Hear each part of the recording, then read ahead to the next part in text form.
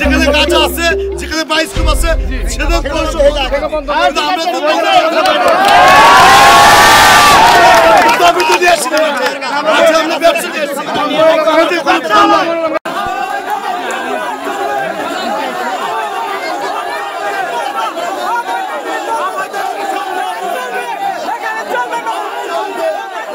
যৌথ বাহিনীর অভিযানে বন্ধ করে দেওয়া হয় টাঙ্গাইল জেলার সখীপুর উপজেলার দারিয়াপুরের ঐতিহাসিক শাহ সুফি হজরত ফালুচান ওরফে ফাইলা পাগলার মেলা।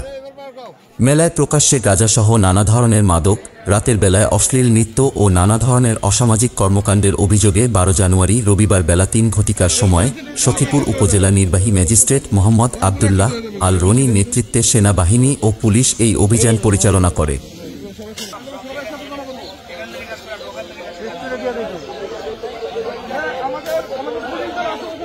পরে মেলায় আগত দোকানদার, ব্যবসায়ীদের সাথে কথা বলে তাদের ক্ষতির দিক বিবেচনায় কিছু শর্ত সাপেক্ষে আগামী 3 দিনের জন্য অনুমতি দেওয়া হয়।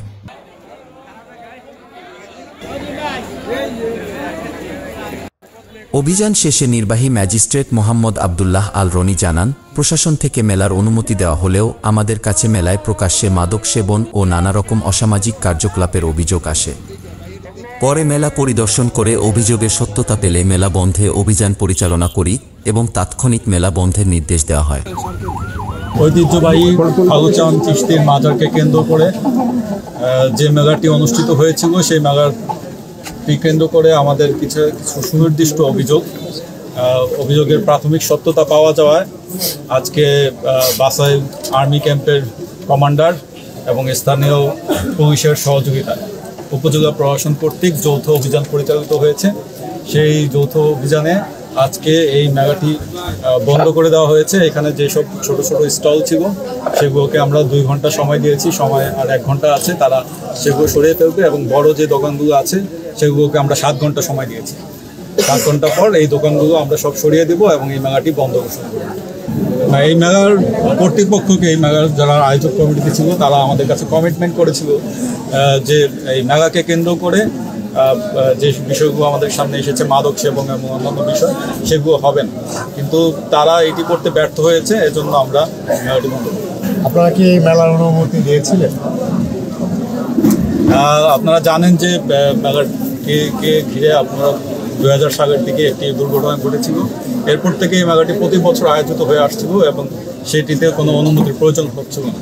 সেই মোতাবেক আপনার এখন এই মেলাটি আয়োজন হচ্ছিল, কিন্তু কিছু সুনির্দিষ্ট অভিযোগ আমাদের কাছে এসেছে, আমরা সেগুলো সত্যতা পেয়েছি, মাদক সহ অন্যান্য অভিযোগ, সেই প্রেক্ষিতে মেলাটি বন্ধ হবে। পরে মেলায় আগত ব্যবসায়ীদের ক্ষতির কথা বিবেচনা করে এবং মেলা পরিচালনা কমিটিকে করা হুঁশিয়ারি দিয়ে আগামী 15 জানুয়ারি রোজ বুধবার সন্ধ্যা 6টা পর্যন্ত মেলা অনুমোদন দেওয়া হয়। তবে ব্যবসায়ীরা বলছে, সর্বনিম্ন 15 দিন মেলা হলে আমরা কিছুটা ক্ষতির হাত থেকে রক্ষা পাব, অন্যথায় আমাদের ব্যাপক লসের সম্মুখীন হতে হবে। আমি বলতে চাই, এই মেলা বিগত দিন যেভাবে চলছে, মাননীয় সরকারের কাছে আমার অনুরোধ, আমি অনেক টাকা ব্যয় করে এখানে আসছি ঋণ করে, এখন এই মেলার জানি সুষ্ঠুভাবে চলে। অসামাজিক কিছু কীর্তিকানা যারা করছে তাদের বন্ধ করে দিক, তাদের জন্য আমাদের পেটে জানি লাত্তি না মারে না, 3 দিনে বেচা সম্ভব না। আমি তো মেলার শুরু, কেবল আমি সারা মেলা যে বিক্রি করবো সে মালগুলো বানায় গুছাই ফেলাইছে, আমার এখানে পুরাটাই মালে ভর্তি। কমসে কম আরও 15 দিন চললে সে মানে আমাদেরও চাহিদা মিটে, পাবলিকেরও চাহিদা মিটে।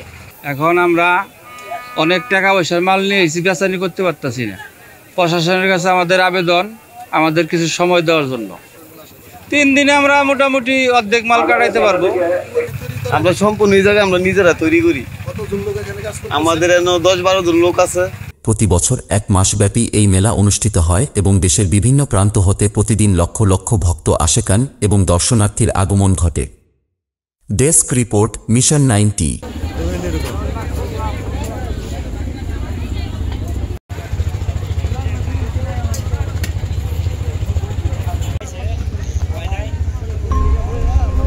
মিশন 90 সংবাদের পিছনে নয়, ভিতরে ছুটি।